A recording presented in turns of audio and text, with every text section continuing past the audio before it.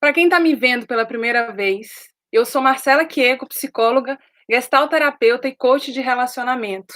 E eu te ensino a acabar com os ciclos de relacionamentos negativos na sua vida. Em 8 semanas, se tornar uma nova mulher preparada para amar de verdade. Parece ser tão complicado, mas não é não. É muito mais simples do que você imagina. E o nosso tema de hoje é como superar a insegurança para viver um amor de verdade. Quem aí que é a pessoa ou a mulher mais segura desse mundo? Ou sempre foi aquela pessoa tranquila, zen, que nunca teve nenhum tipo de insegurança no relacionamento?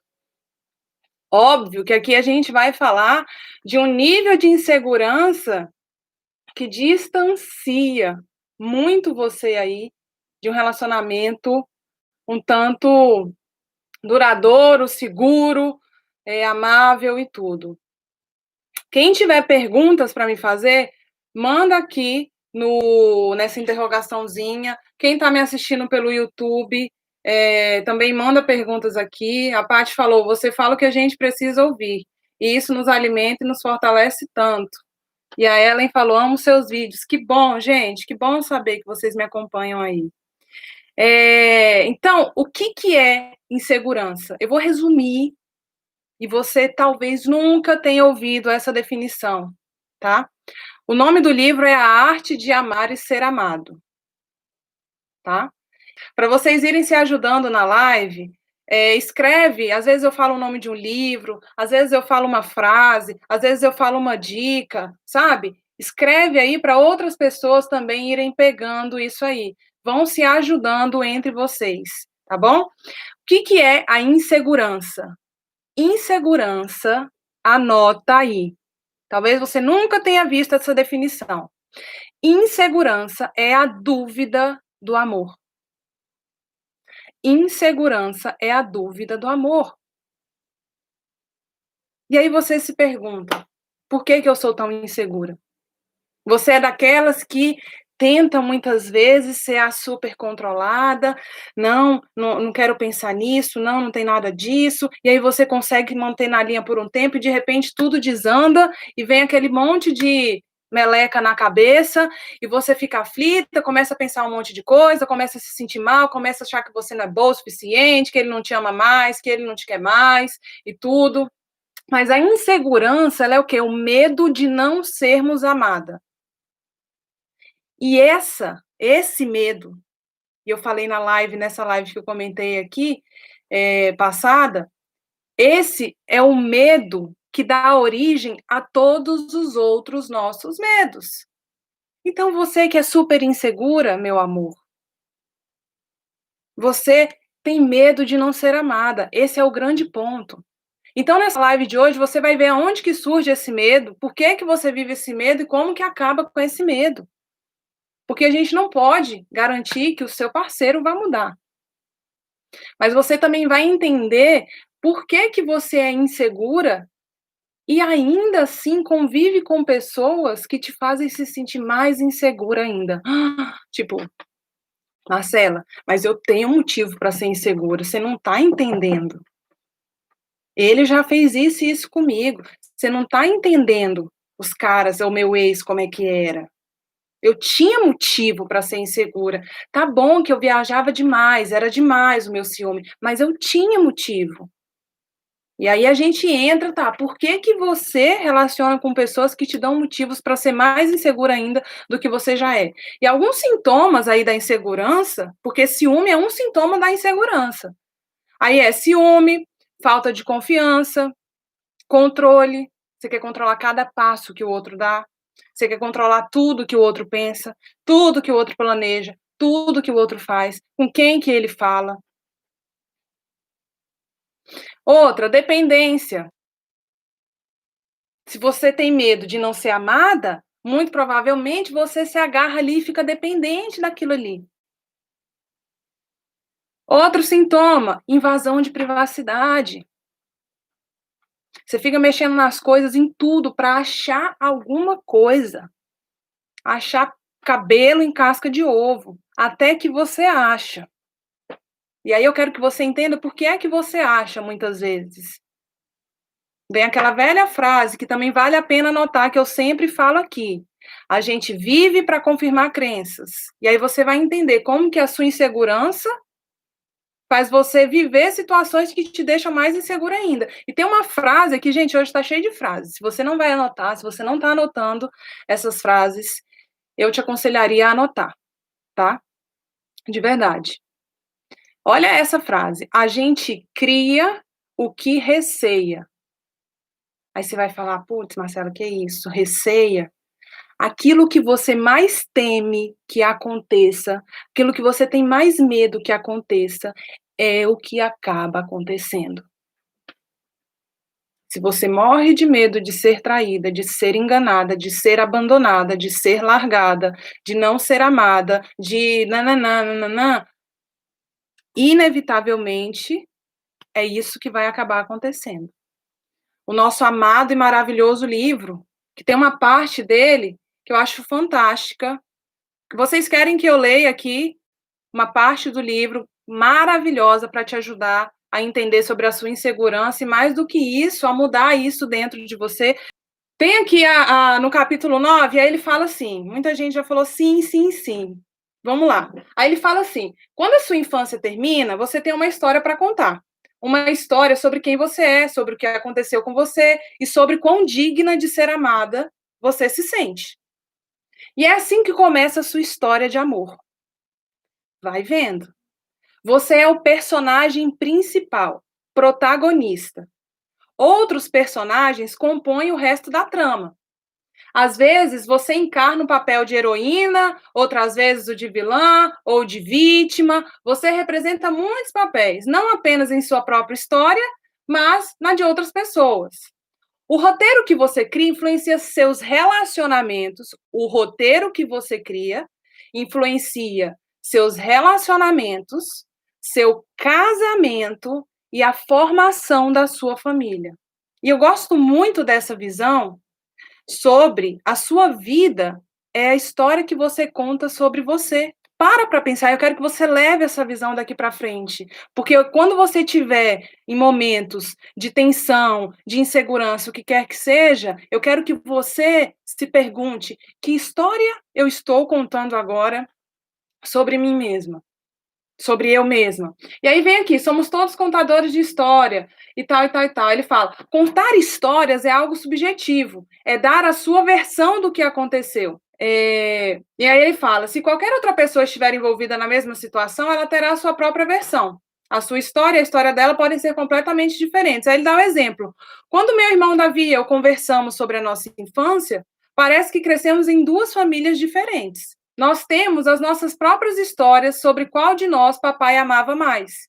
Quem era o preferido da mamãe, quem nunca levou bronca, quem levou a pior.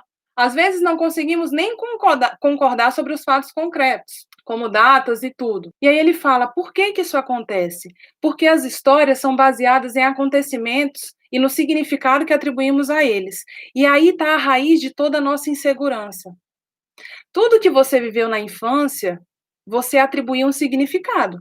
Seja a separação do seu pai, o abandono do seu pai e da sua mãe, seja o relacionamento dos seus pais, seja o nascimento de uma irmã, do irmão que você teve, o que quer que tenha acontecido, você atribuiu o significado que você escolheu dar para aquilo ali.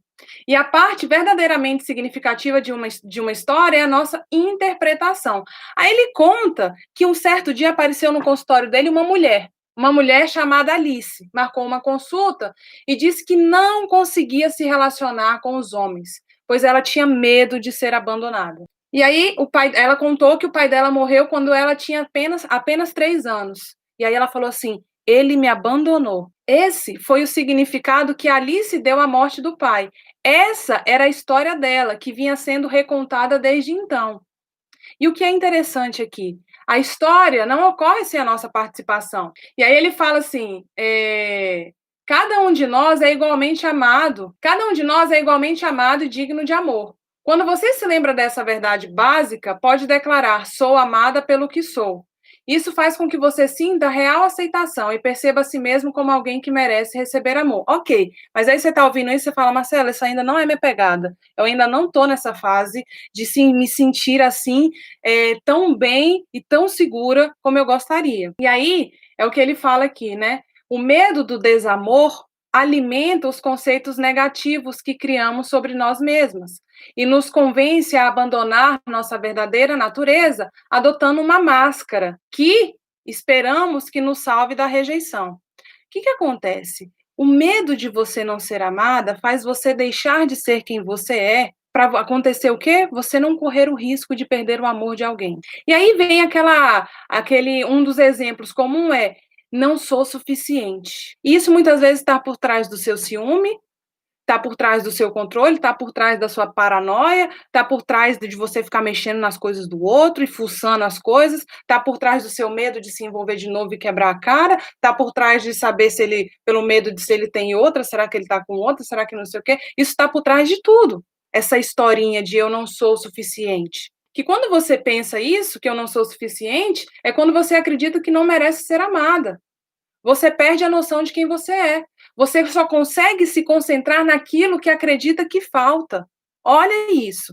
Se você tem essa crença de que não é suficiente, você só consegue se concentrar naquilo que falta em você. Quando você se olha no espelho, você vê uma pessoa que não é bonita, que não é atraente, que não é inteligente, que não é bem-sucedida, que não é boa o suficiente. O que você percebe no espelho sobre você é muito mais uma crítica do que uma percepção. Gente, aí está a raiz das nossas maiores inseguranças. Você precisa entender isso.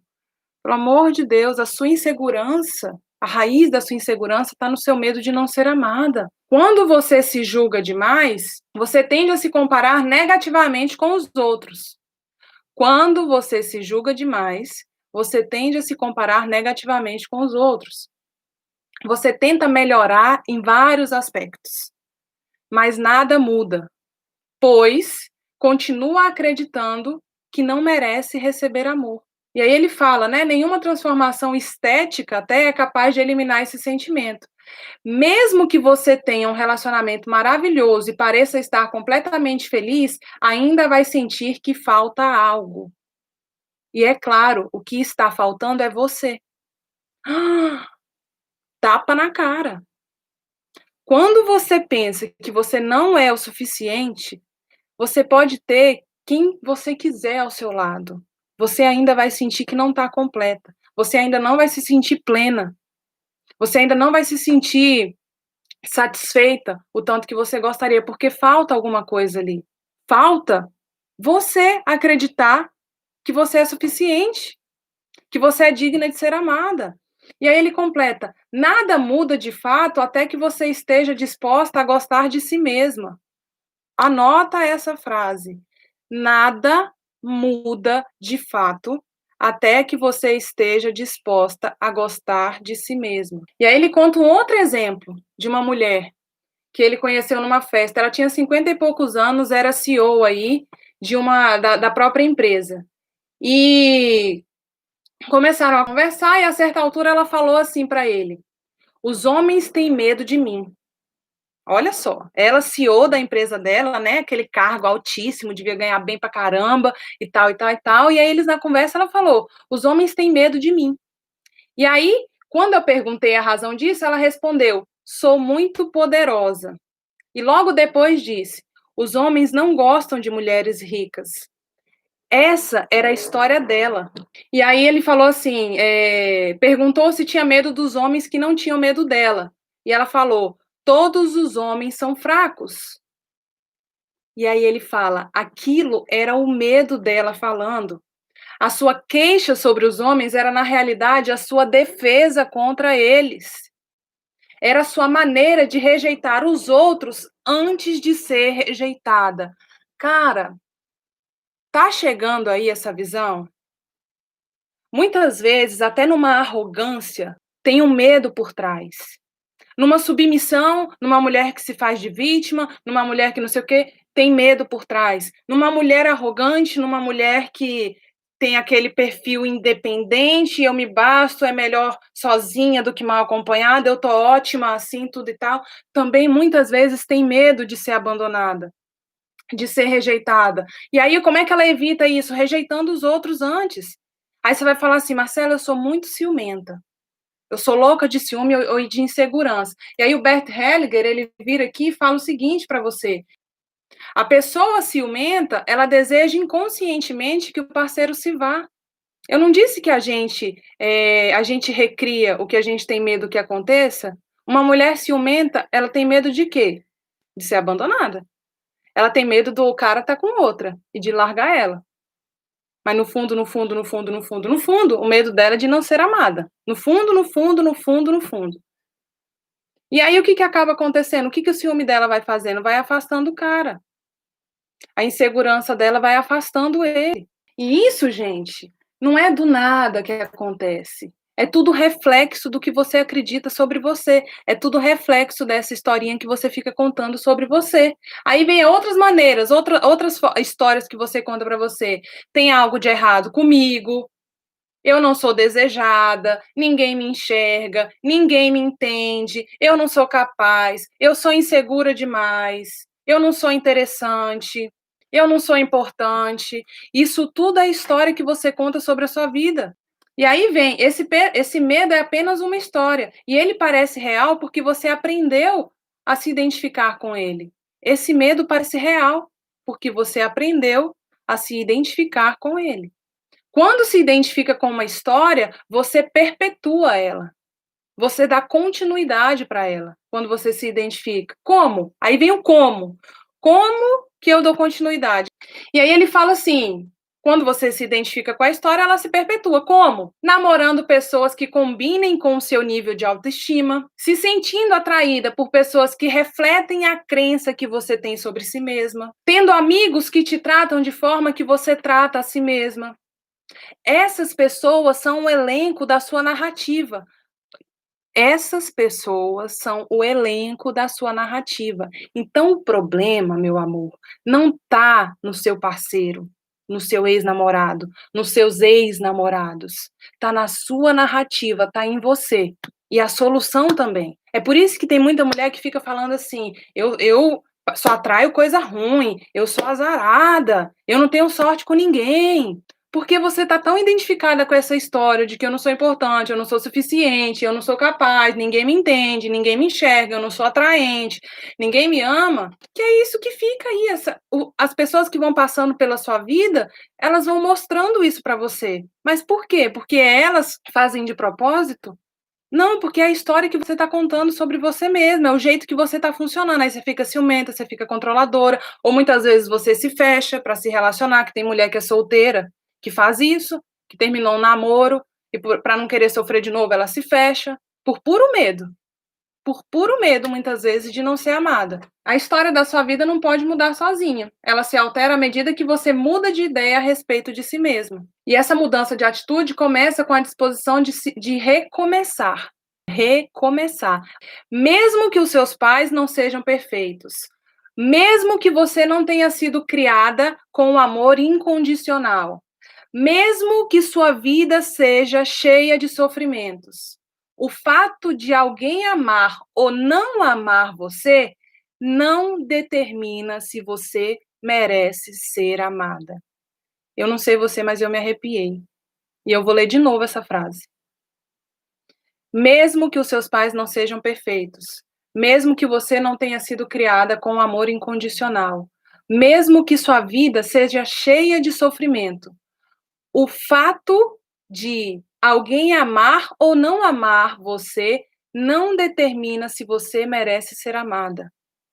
O fato de alguém amar ou não você não determina se você merece ser amada. Sua infância não é o último capítulo da sua história. O que você viveu na infância não é o último capítulo. Assim como o seu último namoro, ou seu casamento atual, seu relacionamento atual, gente, não é o último capítulo da sua vida. Não é. Tem mulher que enxerga a vida, os relacionamentos passados, ou esse relacionamento tal, sempre com a mesma cabeça, sempre com o mesmo olhar. Porque a lente tá, você não troca a lente do óculos que você está enxergando. É sempre a mesma, é sempre a mesma. E aí ele fala, né? Seus pais não são Deus. Um passado infeliz, por mais terrível que seja, não justifica que você se sinta indigna de amor, muito menos que pare de se amar. Na realidade, é um motivo para se amar ainda mais. Gente, pelo amor de Deus, absorve essa mensagem aí na sua cabeça. Pelo amor de Deus.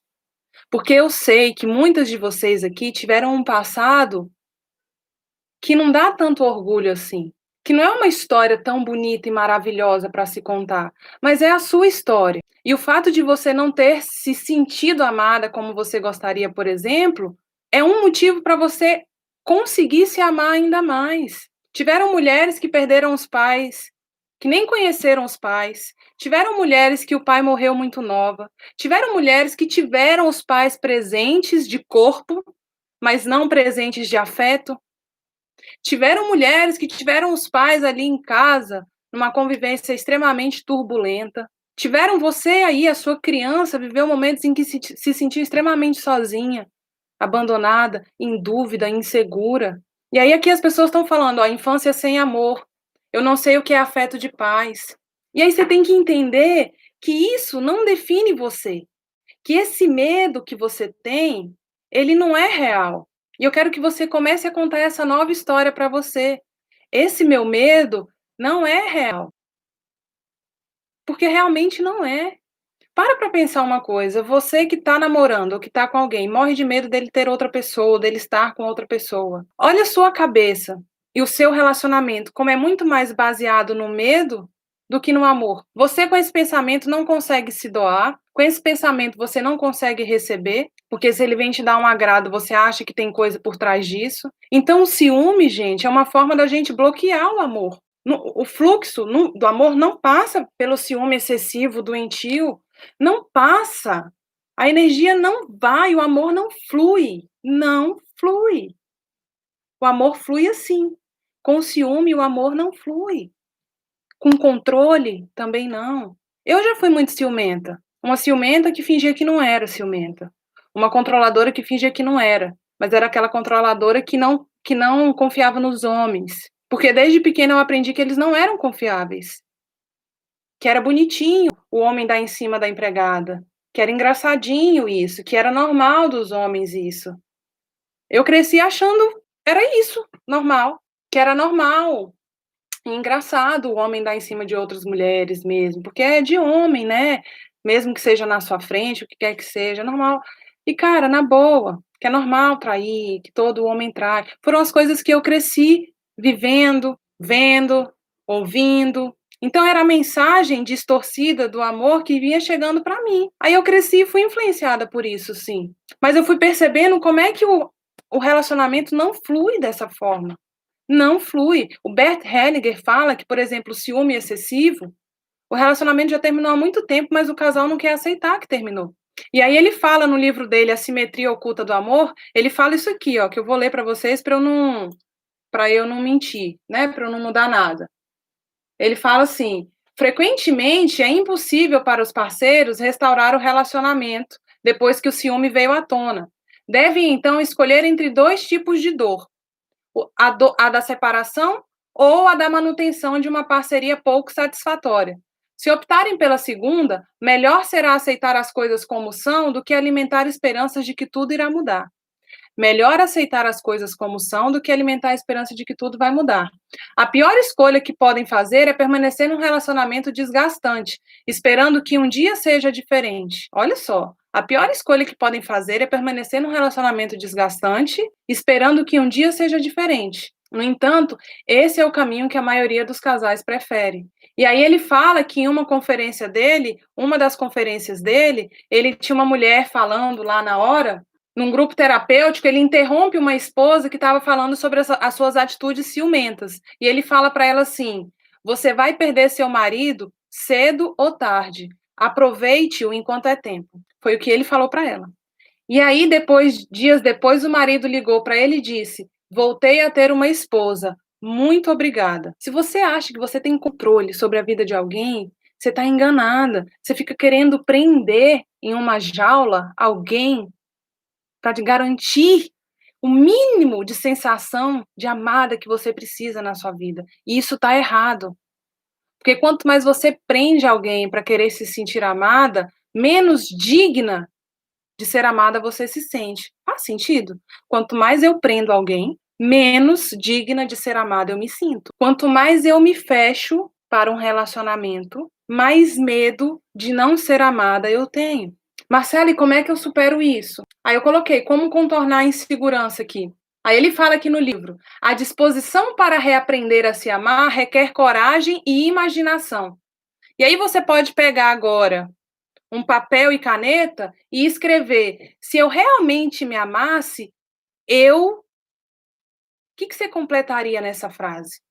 Ou então, uma maneira para eu me amar mais seria o quê? E no começo vai dar um tilt na sua cabeça que você não faz ideia. Você vai ficar tipo, sei lá, Marcela, eu não faço ideia.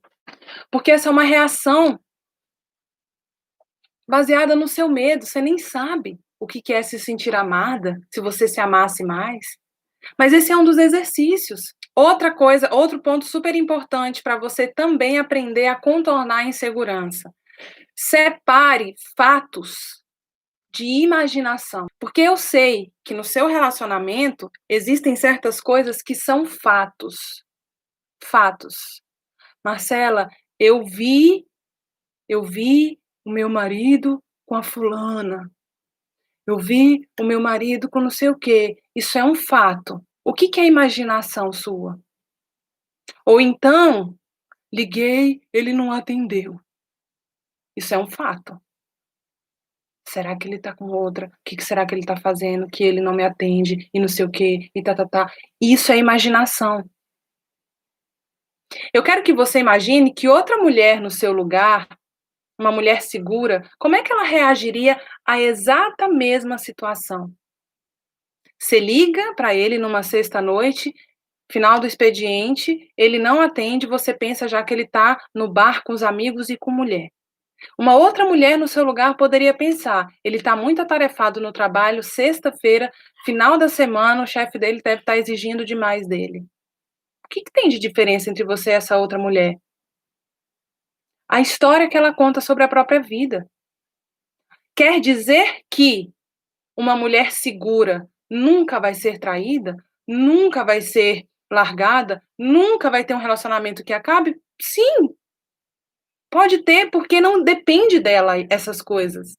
Ela não escolhe o que o parceiro dela vai fazer, mas ela consegue deixar um relacionamento fluir, ela consegue amar e se permitir ser amada. Porque essa é uma premissa básica de uma mulher segura. Ela consegue realmente amar e se sentir amada. Tem mulher que acha que mulher segura é só aquela que, ai, passou, não tô nem aí, acabou, não deu certo, a vida anda pra frente. Que você tem essa ideia de que só são mulheres assim que são mulheres seguras. Às vezes é uma mulher mais quieta, que não fica falando aos quatro ventos o que acontece ou não na vida dela, como ela lida ou não com as coisas, mas que na prática, ela simplesmente tem um relacionamento que flui. Ela tem um parceiro que ama ela, não só com sentimento, mas com atitudes, e ela consegue receber esse amor, ela consegue viver e estar inteira para ele. Porque ela tem segurança de que ela é digna de ser amada, ela não fica na paranoia. Será que ele tá fazendo isso? Será que a gente vai dar certo? Será que ele tá realmente comigo? Será que isso é verdade que ele tá falando? Será que isso que ele tá demonstrando é de verdade? Não é? Será que não sei o quê? Será que a gente vai ficar junto pra sempre? Meu Deus, será que vai dar certo isso? Será que não é mais uma enroscada que eu tô me metendo? Não, ela vive. Ela aproveita o marido enquanto ela tem. Porque ela não sabe até quando que ela vai ter. Separa fatos da imaginação. Outra forma de você lidar com a insegurança, prática. Outra forma prática. Respeite o espaço do outro. Respeite o espaço do outro. E tudo está na intenção, gente. Tudo está na intenção. Aprenda a respeitar o espaço do outro, a individualidade do outro. Às vezes, num casamento, morando junto, tudo perto, às vezes isso pode ser mais desafiador, mas é extremamente que sempre você tenha isso em mente. É preciso respeitar o espaço do outro. Terceira forma de contornar a insegurança: descubra que você é aquilo que você busca nele. Lembra que eu falei numa live, a outra live que eu mencionei esse livro, que você consegue se sentir amada de verdade por ele quando você descobre que você é o próprio amor? Mas Marcela, você não está entendendo. Como que eu vou me sentir amada? Ou como que eu vou acreditar que eu sou amor se a minha história é uma desgraça? Se ninguém me deu amor, se eu não sei nem o que que é isso, se eu não tive exemplos, se eu não conheço ninguém, se eu não tive um relacionamento, que não sei o quê, e tá. E aí, olha só, cara, como é que você vai narrando a história da sua vida? Você pega a origem da sua vida, o começo da sua vida, e você define todo o resto da sua história a partir daquilo ali. E não é assim que funciona. Não é assim que funciona. Ou você pega uma desilusão amorosa que você teve e você define os seus próximos relacionamentos a partir daquilo ali. Tem mulher que não sabe recomeçar depois de uma traição. É difícil uma traição? É difícil uma traição. Mexe com a nossa autoestima? Mexe com a nossa autoestima. A gente leva um baque? A gente leva um baque. Nós somos seres sem sentimentos. Temos sentimentos, a gente sofre. Mas tem mulheres que se fecham para sempre, para próximos relacionamentos, porque não conseguem lidar com isso. Elas se definem a partir daquela traição. Ao invés de conseguirem separar uma coisa da outra, elas se definem a partir daquilo. Eu não tenho valor, eu não sou interessante, eu não era suficiente para ele, foi procurar alguma coisa em outra pessoa. Ela se define a partir da situação. E é isso que está errado. Se você, desde pequena, fica se definindo a partir das coisas que te aconteceram, você corre um sério risco de viver cheia de medo. Então quer dizer que se ele falar tal coisa para você, você se sente amada. Se ele fizer tal coisa, você se sente amada. Se ele te ligar, se ele fizer, se ele, você se sente amada. Se não, não. Isso é arriscado demais, gente. A Elis falou: eu não me lembro de ter muito amor da minha mãe, e acho que por isso deposita essa responsabilidade neles. É porque a gente fica buscando fora. É uma necessidade de todo mundo se sentir amado, desde pequeno, gente. O bebê, ele quer o quê? Ele recebe afeto de quem? Da mãe, do pai, ali, as primeiras pessoas na vida. É alguém que representa, mesmo que não seja o pai biológico, a mãe biológica, é alguém que cuida ali. A gente precisa para sobreviver biologicamente, comer e tudo, mas também emocionalmente, afetivamente. Então é uma necessidade nossa, sim. Mas quando a gente condiciona só a receber isso para se sentir amada, tá errado. E o bom da gente crescer e virar mulher adulta é que a gente pode evoluir. Por isso que a outra última dica aqui de como contornar a insegurança é: invista em você, sabe? Invista, vai fazer cursos, cara, vai evoluir, vai investir em você. Porque assim você se torna uma mulher, inclusive, mais interessante do que só ficar bitolada ou encucada com relacionamento ou com esse cara que você tá, ou que você vivia. E tem uma coisa que eu vi dentro de casa e que eu vivi na pele também, é que a gente, muitas vezes, comete o erro de resumir a nossa vida ou de destinar a nossa atenção para o relacionamento e pronto, aquilo consome a nossa vida praticamente toda. Consome, o que que eu faço, como é que é, como é que vai resolver isso e tal, e pensa no fulano, como é que vai fazer aquilo e tal e tal. Em casa eu vivi muito isso. É uma preocupação constante em como vai lidar com o relacionamento, com o cara, com isso, ele vai mudar, se dá uma chance, vale a pena, se não vai, você vai fazer tal coisa, você não vai fazer tal coisa. Meu Deus do céu, sua cabeça fica muito mais no outro do que em você. Então esse investir em você é quando você muda o foco também. E aprende a se desenvolver e, consequentemente, você vai se tornando, mesmo que esse não seja o seu objetivo principal, você se torna uma mulher muito mais interessante para você e para qualquer outra pessoa que te queira na vida dela, certo? E por último, para as que são muito ciumentas, eu vou dar uma de Bert Hellinger aqui e vou dizer para você: cedo ou tarde, diga para o seu parceiro, se quiser falar verbalmente ou se quiser só se imaginar falando para ele, mais cedo ou tarde, eu vou perder você. E eu vou aproveitar enquanto é tempo. É isso, cara, não tem para onde correr também, para você que é uma ciumenta obsessiva. Cedo ou tarde você vai perder o outro. E é tão melhor quando a gente vive a vida assim, presente no aqui e agora. E para eu não extrapolar no tempo, eu quero responder perguntas de vocês, tá? Então, de conteúdo, espero que tenha ficado claro até agora o que eu tentei trazer para vocês aqui. E vamos ver se tem perguntas agora. Vou responder perguntas. Minha mãe me disse que o maior arrependimento da vida dela foi deixar eu me divorciar. O que eu faço? Meu amor, a decisão de se divorciar ou não cabe a você. Você simplesmente o que você pode fazer é dizer para ela: mãe, eu entendo a senhora, entendo que a senhora pode estar um tanto frustrada, mas eu gostaria de tirar esse peso das suas costas se a senhora permitir. Essa decisão cabe a mim. E aí, se a gente for pensar a gente como filho, se a gente pudesse, a gente tinha feito tanta coisa no casamento dos nossos pais, tinha separado os nossos pais antes, tinha feito eles pararem de brigar, tinha aberto o olho da nossa mãe para o que ela estava vivendo, pelo amor de Deus, tinha, sabe, aberto o olho do nosso pai, tinha mudado a cabeça deles, a gente tinha feito tanta coisa. Na nossa prepotência, mesmo desde criança, achando que a gente era capaz de mudar o mundo ali. Então, a gente lida com isso como também? Com a decisão que os nossos pais tiveram, se colocando no nosso lugar. Tá bom, Florzinha? Terminei meu relacionamento e estou conversando com uma outra pessoa. É errado? Amor, é errado viver? Uhum. Não tem certo e errado. O certo e errado é quando a gente espera o julgamento de uma outra pessoa sobre o que a gente está fazendo ou não. Agora, a única orientação que eu te dou é: tenha claro nesse momento o para que você está tendo contato com outras pessoas.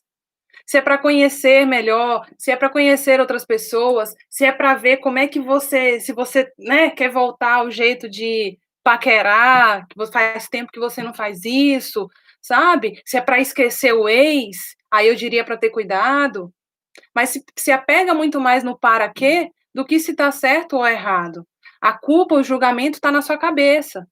Óbvio, na cabeça das outras pessoas, porque desde que a gente é gente, a gente é julgado, né? É certo, é errado, é bonito, não é, isso é legal, isso não é, e tá, não sei o quê, né? Esse julgamento, a gente vai se moldando a partir disso.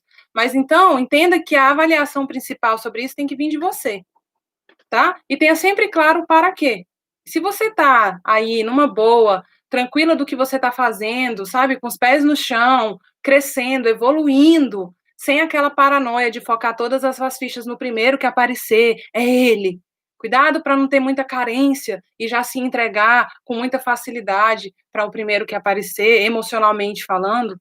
Cuidado, tendo esses cuidados todos, amiga, vai em frente. Tem mais aqui uns que são comentários. Quer ver?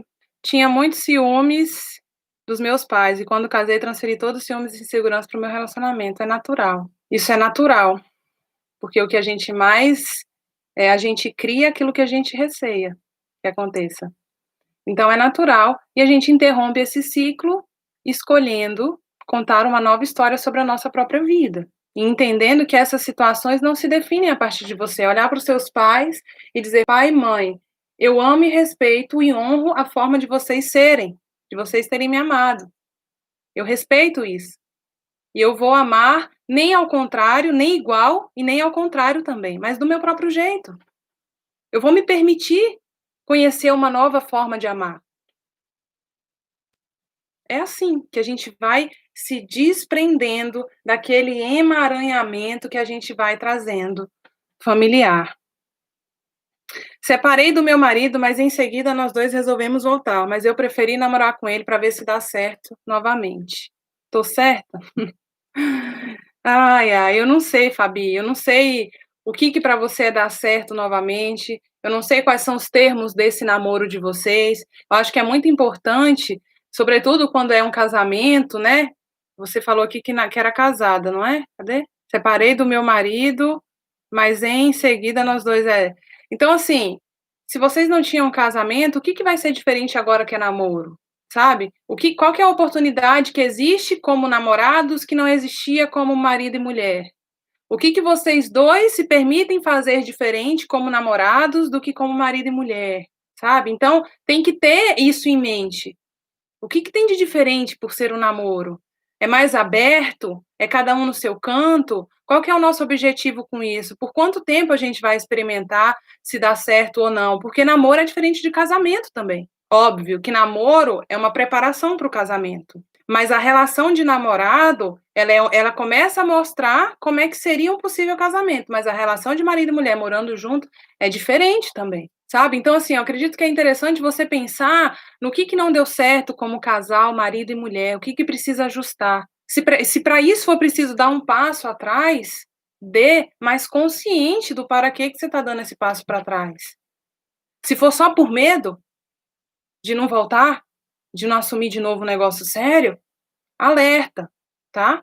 Alerta, mas tenham claro o que vocês querem, o que cada um está disposto a mudar ou não, sabe? Os principais erros de cada um, na visão de cada um. Não o que você acha que ele errou, mas o que ele acha que ele errou, que ele poderia fazer diferente. O que você acha que você errou, que você poderia fazer diferente. Marcela, uma pessoa muito ciumenta consegue mudar? Com certeza, mas ela só consegue mudar se ela quiser. Muitas vezes, as pessoas muito ciumentas, que têm problemas sérios com isso, que comprometem o relacionamento, comprometem até a saúde emocional delas, elas precisam de ajuda, porque muitas vezes sozinhas elas não vão conseguir, né? Tem um certo nível patológico do problema que precisa de uma ajuda, sim. Quer dizer que ela não consegue? Talvez ela não consiga sozinha e do jeito que ela está tentando. Eu sei que tem mulheres que assistem minhas lives aqui já há um tempinho, são muito ciumentas e sofrem muito por causa disso, mas só assistir minhas lives, por exemplo, não sei até que ponto tem ajudado ou não. Para algumas, talvez não tenha ajudado por ser tão patológico esse ciúme. Quer dizer o quê? Que ela precisa dar um passo a mais também e buscar uma ajuda, sabe? Fazer uma terapia, fazer um curso, participar de um processo de autoconhecimento. E profissional está aí para ajudar as pessoas também para isso, gente, não tem nada de errado, né? Mas é possível mudar uma pessoa ciumenta? É possível, tá? Dependendo do quão comprometida ela já tá, ela consegue sozinha, pode ser mais difícil, ela pode querer desistir no meio do caminho, mas é possível, tá? É possível sim. Deia, salva, a Deia falou, deixa salva, amei, quero rever essa live. Chuchu, você vai ter acesso a ela, tá? Minha aluninha lá, maravilhosa, tem acesso. O que fazer para não deixar as próximas relações serem afetadas pelos traumas de um relacionamento abusivo do passado? Gente, que pergunta maravilhosa. E uma pergunta dessa dá uma live inteira. Se alguém puder fazer um print aqui dessa tá mais em cima aqui, né? Eu fui subindo aqui, a Mai Duarte que fez. Mas o que fazer para não deixar as próximas relações serem afetadas pelos traumas de um relacionamento abusivo no passado? Mai, resumindo, tá? Bem geral. Eu diria que a principal coisa é entender como você, porque um relacionamento abusivo, por mais que tenha o agressor e a vítima, que ora vão mudando de papel ali, mas tem esse papel mais ou menos, né, fixo, assim, mas constante, mas eu acho que o seu principal papel para você não levar esses traumas para o próximo relacionamento é entender como é que você alimentava esse relacionamento abusivo. Pelo menos foi isso que mudou radicalmente a minha vida e a minha abertura para viver um novo relacionamento. Porque quando eu entendi como é que eu alimentava tudo aquilo, que eu também me colocava muitas vezes como uma vítima, ora como uma agressora, ora como uma pessoa que entendia que o amor era difícil, sabe? Como uma pessoa que ficava querendo espremer para sair o mínimo de amor ali que tinha, ou ficava querendo do outro que o outro não tinha para me dar. Quando eu fui entendendo como é que eu alimentava isso, e eu entendi também que eu conseguiria deixar de alimentar esse ciclo, eu fiquei muito mais tranquila e preparada, por isso que eu ensino as mulheres a se prepararem para viver o amor de verdade, quando eu entendi que poderia simplesmente ser diferente o novo relacionamento, porque eu estava diferente. Então, a confiança para viver um relacionamento diferente, ela vem a partir da sua sensação também de se sentir diferente. Sabe? De sentir que você já não é mais aquela mesma de antes, pilhada com aquelas coisas, sabe? Você já vai tendo, eu falo que quando a gente vai amadurecendo, quando a gente vai se autoconhecendo e evoluindo, a gente vai tendo certa preguiça de algumas picuinhas do passado, a gente olha para a nossa vida, para o relacionamento que a gente já teve, a gente fala, tipo, cara, que novela foi aquela que eu vivi, que nem parece que era eu ali. A gente vai tendo uma sensação de distanciamento quando a gente vai mudando, sabe? Então eu diria que é se conhecer e entender como que você alimentava aquele relacionamento abusivo. Eu diria isso, assim, como é que era o seu papel naquela relação. Porque se você disser para mim que era só por causa dele, eu vou dizer que é mentira.